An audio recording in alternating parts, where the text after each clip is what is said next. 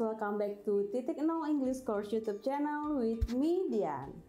Today we are going to learn about discourse markers. Nah, buat teman-teman yang belum tahu apa itu discourse markers, jadi discourse markers itu adalah kata, frasa, ataupun kalimat yang berfungsi untuk menghubungkan antar kalimat ataupun paragraf. Jadi maksud dari discourse markers ini singkatnya itu seperti ya kata penghubung lah. Kata yang berfungsi untuk menghubungkan. Dia bisa terletak di tengah, di awal, di tengah, dan maupun di akhir. Jadi kegunaannya itu supaya ketika kita menggunakan kata penghubung itu ya supaya antara kalimat per kalimat ataupun antara paragraf dan paragraf itu menjadi padu dan nyambung ketika kita baca. Nah, langsung aja ya kita bahas. Oke, yang pertama itu ada to add information, yang discourse markers yang berfungsi untuk menambahkan informasi. Contohnya itu yang pertama ada and, ada also, moreover, in addition, dan furthermore. Jadi ke 1, 2, 3, 4, 5, kelima ini dia berfungsi untuk memberi tambahan informasi. Jadi untuk istilahnya untuk menambah informasi lanjutannya gitu. Contohnya, negotiators face situations and to do well in them, they need to understand how they work. Nah, jadi kan ini pertama kalimat pertamanya nih.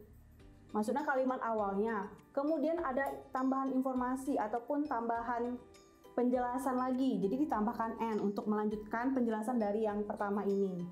Yang kedua ada to sequence events. Jadi ini fungsinya itu untuk mengurutkan suatu kejadian. Jadi dia misalkan kayak pertama kita ngapain, kedua kita ngapain, dan terakhir kita ngapain. Itu jadi maksudnya itu sequence. Jadi urutan, berurut dia. Contohnya ada first, second, next, after, later, and then. Mereka ini berfungsi untuk mengurutkan sebuah penjelasan.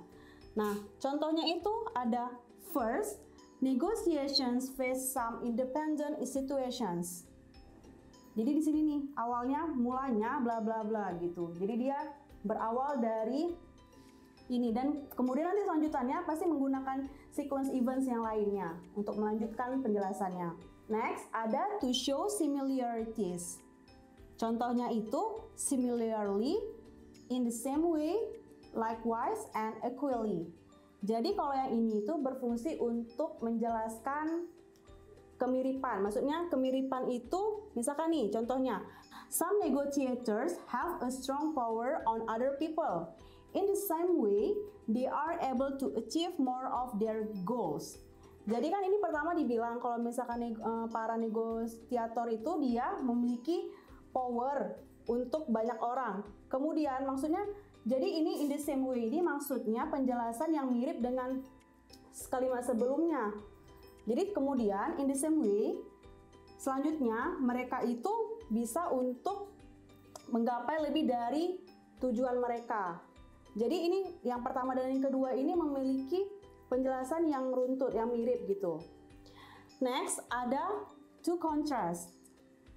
Kalau to contrast ini dia fungsinya itu untuk memberikan perbandingan. Jadi misalkan penjelasan yang pertama itu bilang A, kemudian yang di penjelasan selanjutnya itu bilang B, jadi bertolak belakang gitu dia. Dia menggunakan discourse markersnya itu yaitu yang untuk to contrast ini, however, although, but, alternatively, dan on the other hand. Jadi kan however ini artinya namun, although artinya walaupun, kayak on the other hand ini maksudnya di sisi yang lain. Jadi ini adalah kata penghubung yang untuk menyatakan penjelasan yang bertolak belakang dari penjelasan sebelumnya. Contohnya nih, it is always possible to respond to a hardball tactic with one of your own, although this response can result in chaos. Nah, jadi di sini ada although, berarti although di sini itu dia menyatakan kontras dari kalimat yang sebelumnya, yang it is always possible bla bla bla. Begitu. Next, ada to conclude. Maksud dari to conclude ini berarti untuk menyimpulkan.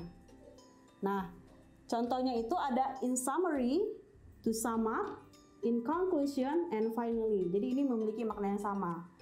Yang biasanya itu kalau misalkan ini dia terletak di akhir karena kan berupa kesimpulan. Jadi berupa rangkuman dari segala penjelasan yang ada.